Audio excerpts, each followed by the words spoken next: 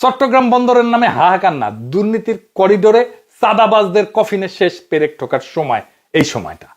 আজ যারা বন্দর বিক্রি বলে কান্নাকাটি করতেছে, তাদের কান্নার উৎস দেশপ্রেম না, চান্দাবাদীর লাইন কেটে যাওয়ার ভয়।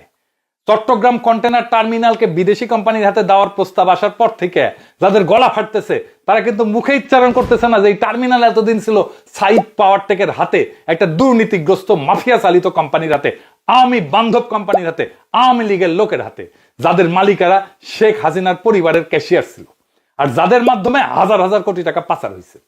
এই টার্মিনাল প্রত্যেক বছর 3,500 কোটি টাকা লস করতেছে, অথচ 1 টাকাও বিনিয়োগ না করে সাইড পাওয়ার থেকে অপারেশনের উপর গড়ছে ক্ষমতার চাঁদা বাণিজ্য। এইটা শুধু একটা কোম্পানির লুট না, এটা পুরা বাংলাদেশের প্রবৃদ্ধির গলায় দড়ি। তাই আজ যারা বিরোধিতা করতেছে, তারা কি এই লুট বন্ধ করতে চান, নাকি সেই লুটের অংশীদার হারায় অস্থির হয়ে গেছেন? প্রফেসর ইউনূসের সরকারি